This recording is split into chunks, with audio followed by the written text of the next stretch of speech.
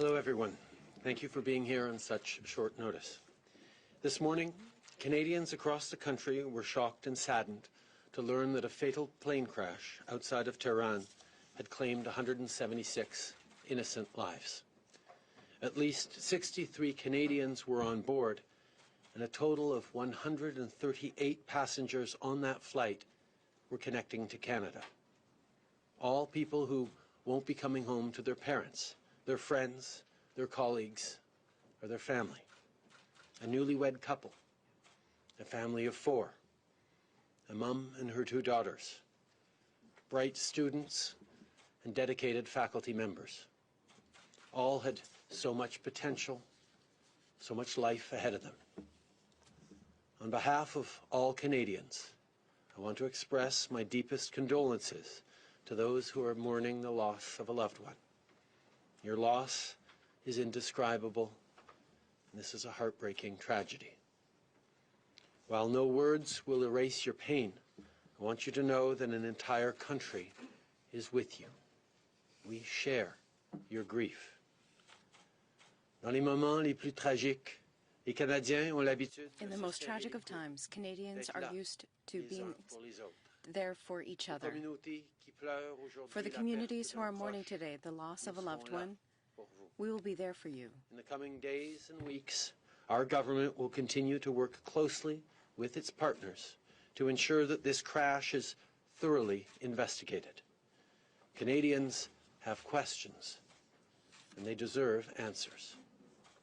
Minister Champagne will be speaking with the Iranian Foreign Minister and conveying the need for a thorough investigation into this fatal crash.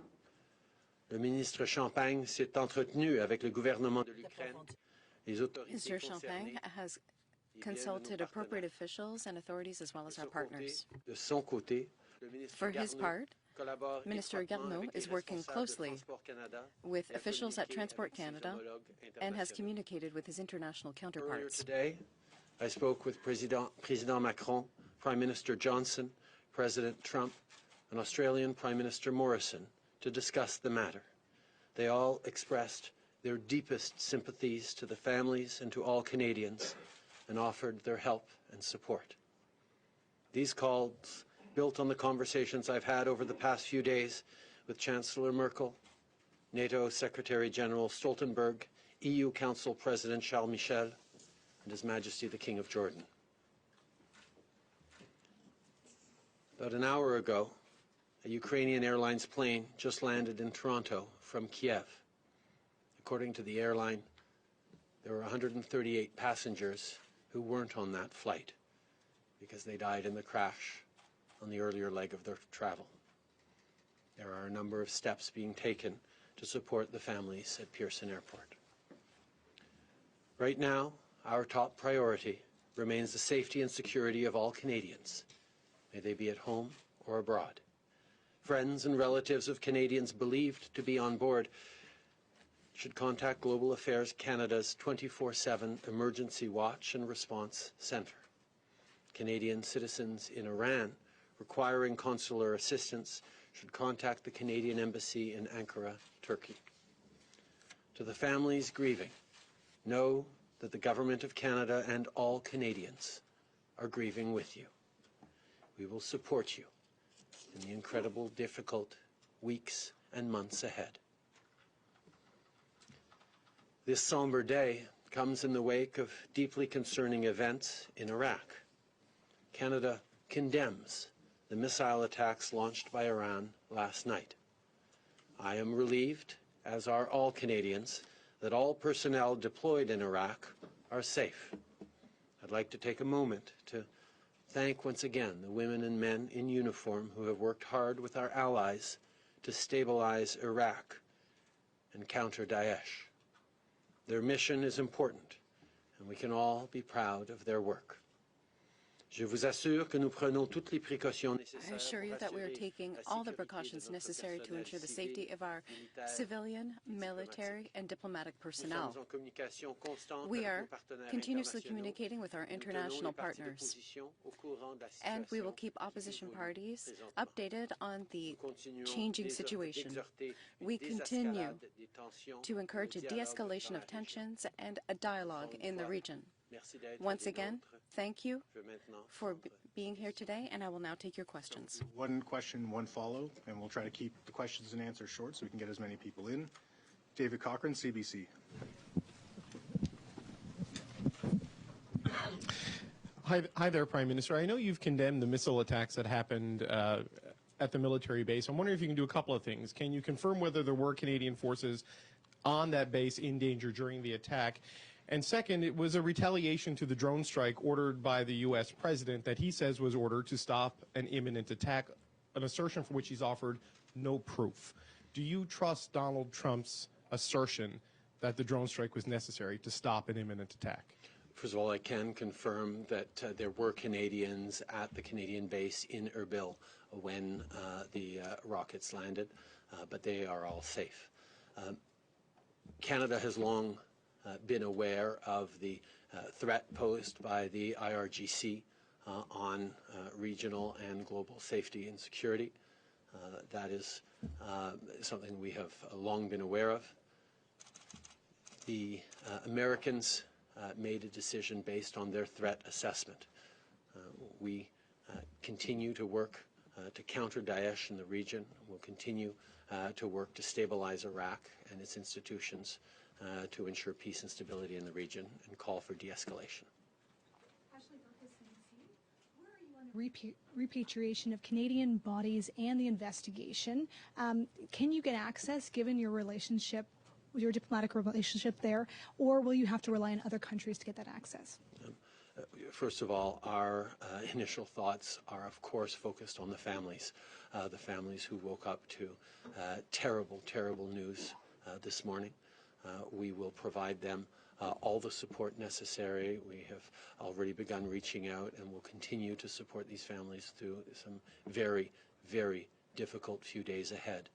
As we move forward, we've had many countries step up to offer their support and assistance as we move forward, whether it's Ukraine or countries like Australia, Italy, France, to assist us in our consular work on the ground. But as I said, Minister François-Philippe Champagne will be engaging directly with his Iranian counterpart to request assistance and a presence by Canada, both in Tehran, but also as part of the investigation. Monsieur Trudeau, President Trump earlier today demanded that NATO be more committed to the process in the Middle East. Does this include Canada? What can Canada do more right now? In my conversation with the President, I highlighted how Canada is part of the NATO mission when it comes to training in Baghdad. We've been working on that mission, and we will continue to support international partners, including NATO, in this region. We need to stabilize Iraq. We need to counter Daesh. There's going to be discussions with partners in the region and NATO members to see what the next steps will be. Missions are being suspended in Iraq. Are Canadian troops all in Kuwait right now? In your opinion, do we have to quickly re-undertake our missions? We do have troops in Kuwait, but we also have troops in Iraq right now. Yes, we should continue our mission to fight against Daesh. We have extraordinary men and women who serve in the Canadian forces. I think it's important to continue this mission against Daesh.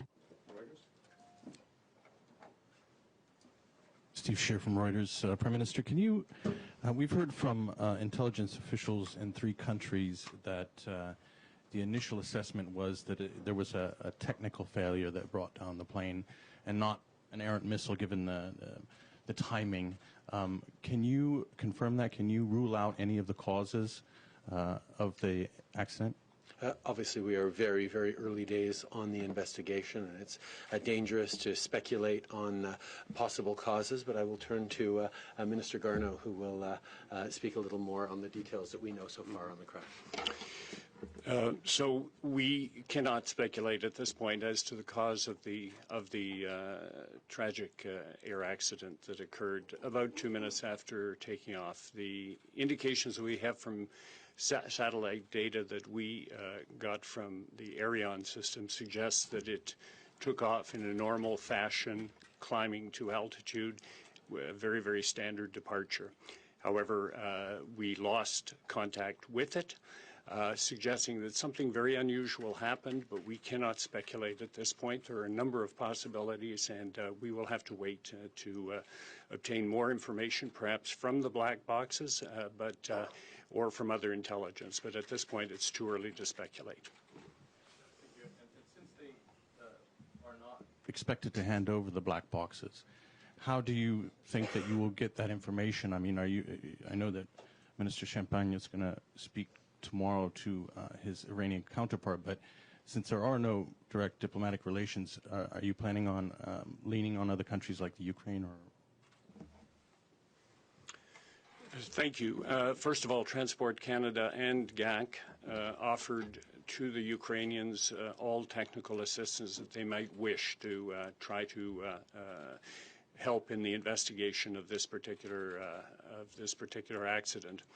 It's also true that the Transportation Safety Board, which is the body that does investigations here in Canada, is also going to be involved because there were Canadian nationals on this particular flight. And they have expertise with respect to black box analysis, and they have indicated that if it was the desire of the Ukrainians and the Iranians, and it is important to point out the Iranians are leading this investigation because it happened on Iranian soil, that Canada would be prepared to assist with respect to black box data interpretation. Marie Vestel?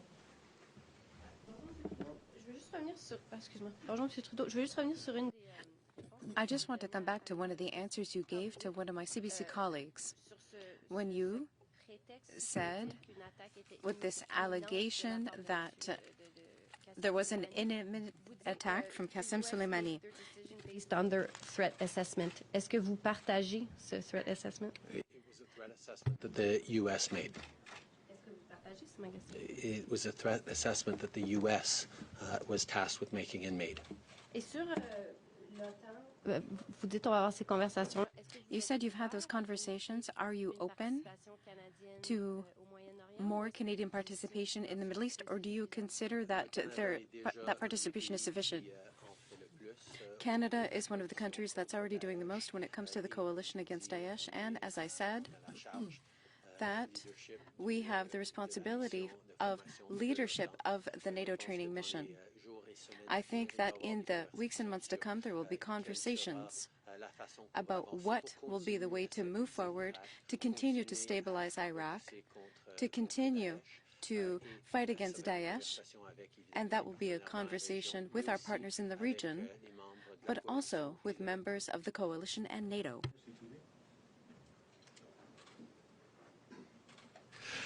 Prime Minister, you mentioned that given Canada's absence of diplomatic ties with Iran, we're relying on partners and allies to help with consular services, repatriation of bodies, investigation, information about that. And so I'd like to know what specific roles those partners are playing and how Canada is being kept informed of what's going on with the investigation and other matters that we can't handle with our own diplomats. We are preparing consular teams that will be prepared to go to Iran. There are conversations we have to have with the Iranian government. But as I said, Italy has played a role as our supporting power and our interlocutor in Iran for many years now, has offered all the assistance they can offer. They have offered full assistance other countries like Australia and France and Ukraine and others have also offered their support. But perhaps on that, I'll turn to the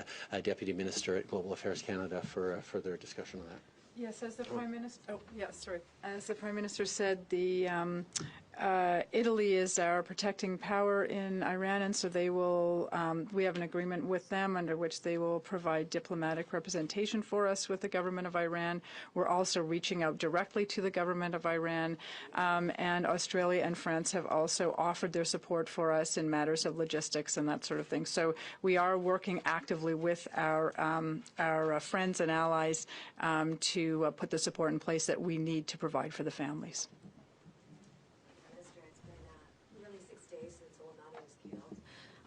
We have troops in a very volatile region of the world. Now we have 69 Canadians that have been killed. Why is it taking you so long to address the nation? From the very beginning, I have been engaged in these issues with my team, with ministers, with our experts and international allies. We've had 3 meetings of the incident response group. We've continued to be kept up to date and engaged on this issue from the very beginning. Spoken directly to Canadians. I'm here today to express my deep grief and condolences for the families who've lost loved ones following this terrible crash earlier, actually last night, and we will continue to support these families through these difficult moments that will extend over the coming days and weeks. Bonjour, Catherine Lévesque, la presse canadienne. Catherine Lévesque, Canadian Press. My question's for Mr. Garneau. Just like my colleague, I want to know if we know what caused the crash. Are there any hypotheses that we can set aside right now? I would say that no, we do not know the cause. We know that something sudden occurred, but we do not know the cause. It could have multiple reasons. We will have to wait for more information before being able to determine the cause, and it's important not to speculate at this point. Earlier today, the government said that it would try to get all the answers for Canadians because there were many deaths. But now Iran is going to lead the investigation. How will Canada ensure that it gets all of the answers available? We understand that Canadians want answers. We want answers as well. It is very, very important. That is why we immediately reached out to Ukraine to offer our expertise. That's why the Transportation Safety Board is doing the same thing. We are hoping that this offer will be accepted because we think that we can contribute and can help to get the answers necessary to determine the cause. We will see in the days to come. Ukraine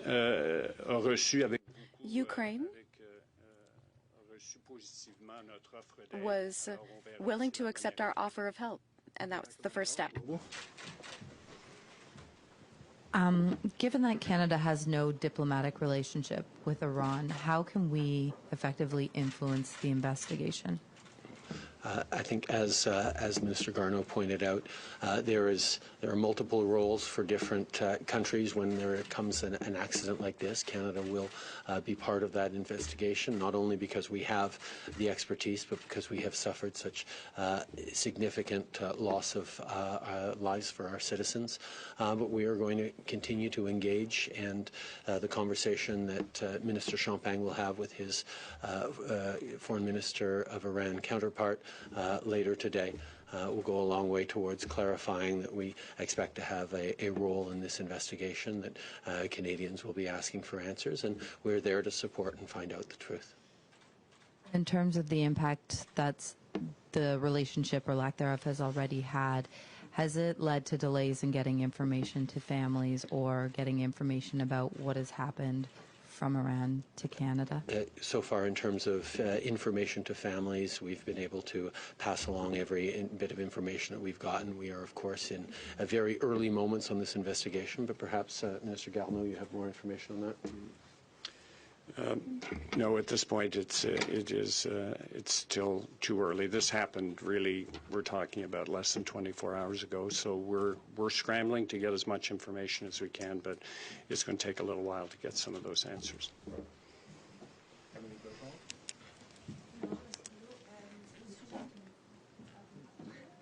Bonjour, Monsieur Trudeau. Au sujet des troupes qui ont été relocalisées, Regarding the troops that were relocated, who are being relocated, you didn't specify how many had been redirected to Kuwait right now, and how many remain to be moved.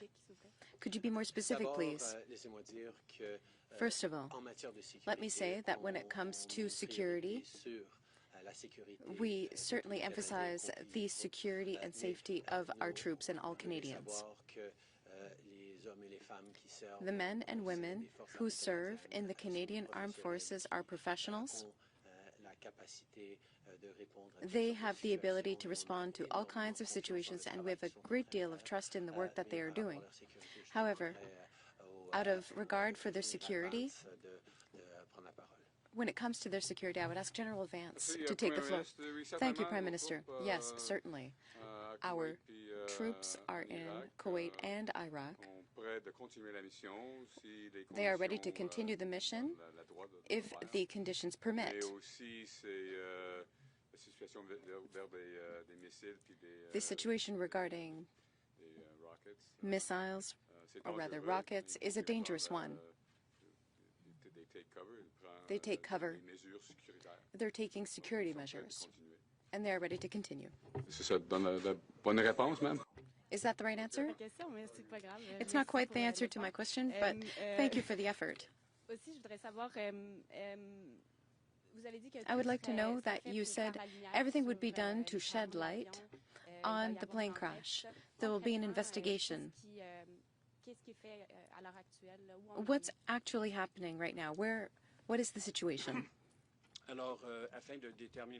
In order to determine the cause, we need information. That's what's missing. One of the sources of information is, of course, the black boxes. That could give us information on what was happening on the plane, both boxes.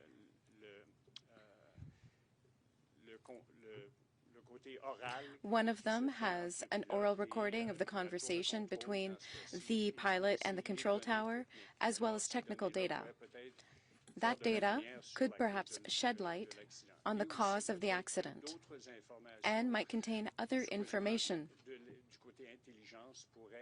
on the intelligence side could be revealed in the days to come. That is the information we are seeking to obtain. When you spoke with President Trump earlier today, he said he was looking for NATO countries to take a greater involvement in the Middle East. When you spoke with him today, did he specify what that entailed and what he's looking for? And is that something Canada can provide? We talked about the importance of continuing the fight against Daesh. We talked about the importance of continuing to stabilize Iraq, and he recognized the important role that the international community can play in supporting the move towards a more stable Iraq. NATO has a significant role in the NATO training mission that we're moving forward with, but there are always going to be more reflections on what are the next steps to take given the current circumstances and the path forward that partners in the region and global partners will be looking at to continue this extremely important mission, both to degrade and eliminate Daesh, but also to create stability and prosperity in Iraq. Did he make any specific requests, though, of Canada? Is he looking for additional troops or supports? No, he did not. Mike Blanchfield. Can you say categorically, one way or another, that the plane was not shot down? I cannot. It is too early to speculate. I would encourage people not to speculate. We are certainly aware that this is a terrible, terrible tragedy. Our focus today is on the many, many families who are grieving, and our focus in the days and weeks to come will be on answering the questions that they have and that indeed we all have as to how this happened. How concerned are you that the fact that we don't have diplomatic relations, that Canada has been critical of Iran in the past, how big an obstacle is that to getting an investigator into Iran as part to get direct knowledge of this and not have to rely secondhand information from allies? I am confident that we are going to be able to be part of the investigation. That is certainly something that we take very seriously, and it is something in which Canada is one of a handful of countries with a high degree of expertise when it comes to these sorts of accidents, and therefore we have much to contribute, and I am confident that in our engagement, both through our allies and directly, we are going to make sure that we are a substantive contributor to this investigation. Bruce Campion-Smith. Prime Minister, good afternoon. Just wondering, given the current the heightened tensions, political and military tensions, could it be that we never get answers about the plane crash? Is that a concern of yours right now? No, I believe that there is a clear need for answers. Obviously, Ukraine has a need and a right to ask for answers. Canada is very concerned on this, but many of the citizens on that airplane were Iranian citizens as well. And there is a desire by everyone to see what actually happened, and we're going to work very hard to establish the facts of what happened. Just back to the broader security situation there and the request or the suggestion from the President to have NATO do a greater role. Given the current climate, we saw the Iraqi Parliament pass a motion about U.S. and foreign troops. Are you convinced that we're welcome there, in terms of our troops being there? And do you have a sense of when the training, when the training missions may resume? People in Iraq, including at the political level, recognize how important it is to maintain a strong presence in the fight against Daesh, that it is something that requires international support to do. There are obviously questions that are being asked and about what that will look like into the future, but there is a recognition that there is a need to ensure stability and countering Daesh in Iraq, and we will continue to focus on that. As for when the NATO mission might pick up again, Harj? So we've been discussing this current situation with our international partners, myself, Minister Champagne, and the Chief of Defense Staff, and all of us, having a thorough discussion. But the first priority is always going to be force protection, given the current situation. I think we all agree that it's important to continue this mission because of the threat that Daesh pose to the country and also to our international partners. But we need to take this one step at a time. But as we move forward, we do need to keep in mind that just like before, all the decisions that we have made was with the Iraqi government, and we will continue to do so. So those discussions are going to be very important, but we will day by day look at the current situation and look at those steps. The goal is to continue on with that mission, but it's too early just yet. But those discussions are currently ongoing to determine when and how we can start that. Thank you. Okay, last question. Bill Curry, Globe and Mail. Maybe we could just a domestic question. You were on a prolonged vacation. Your government's been a bit slow to get going. So what were you doing in Costa Rica? Was it purely a personal vacation, or did you have officials there? Can you explain the long delay in government activity the last few weeks? I can assure you that from the moment the